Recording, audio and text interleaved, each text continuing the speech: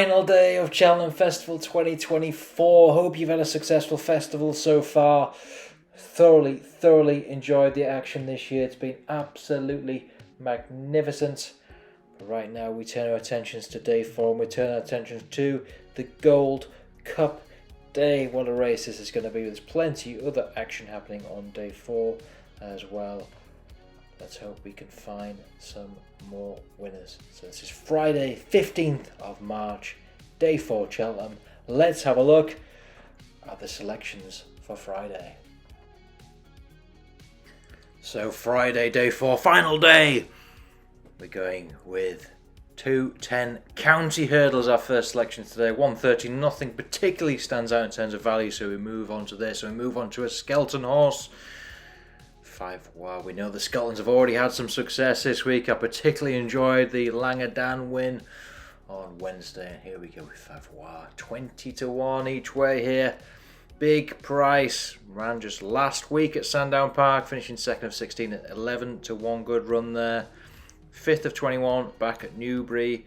A decent race there. 50-1. Huge price. We know the Skeltons are pretty good at the handicaps. And we know they've had a decent week so far. So we're going with a big price winner here.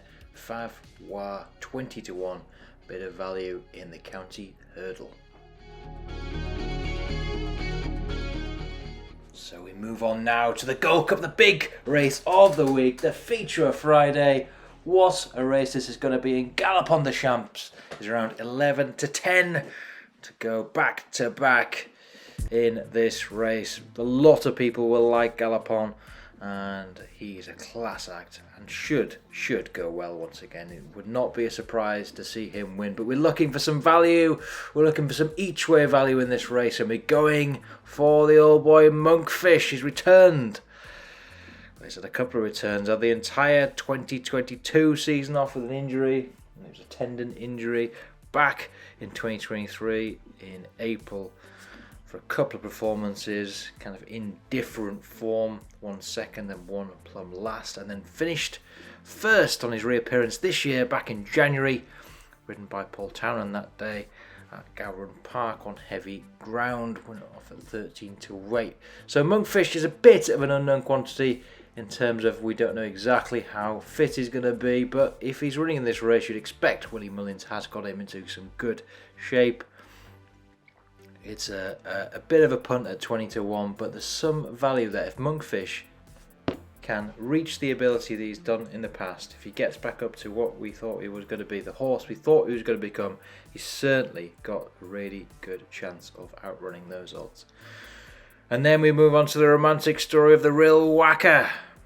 Sam Twiston Davies set to ride this horse. We know this horse enjoyed the festival last year. Great win. But this is a step up for the Real Whacker. It really is. But at 33-1, we know this horse is good. We know it likes it around Cheltenham. We know he's got bags of ability. But it's whether you can step it up. And yes, there's a chance he won't be able to step it up. But at 33-1, I certainly quite like that price in terms of hitting the frame, especially with enhanced places offered by many bookmakers. So good luck in the Gallop Cup. So we move on to 4 Friday Hunters Chase. 3 miles, 2 and a bit. This one going to be a great race. Billaway won this event in 2022 and at a backable each way price 5-1 currently.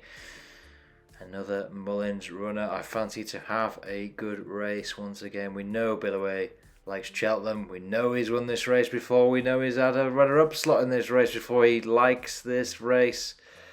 And I really fancy Billaway to go well once again. Reappeared in February over in Ireland at Naas and finished decent second at 13-2 back in February of this year. And really, this horse usually performs. Occasionally has fallen, fell last year at the festival and seated also at Punchestown back in April last year as well, but tends to run well. I guess that's the one concern, the jumping ability occasionally can be the to the detriment rather of the horse, but I like Billaway here 5-1. And then what at a bigger price? Well, a horse that ran well in this last year, finished third actually. It's a huge price actually, 50-1 last year in this race. Shantou Flyer always gives it his all. This horse, really do like Shantou Flyer. 25-1, it feels like a really interesting price. Fifth recently, back in January at Taunton. 10-3, didn't run particularly well that day, but we know if this horse can bounce back to form we've seen in the past, certainly has a good chance. We know that he runs well around Cheltenham, and he should stay. So 25-1, I really do like Shantou Flyer as a value punt.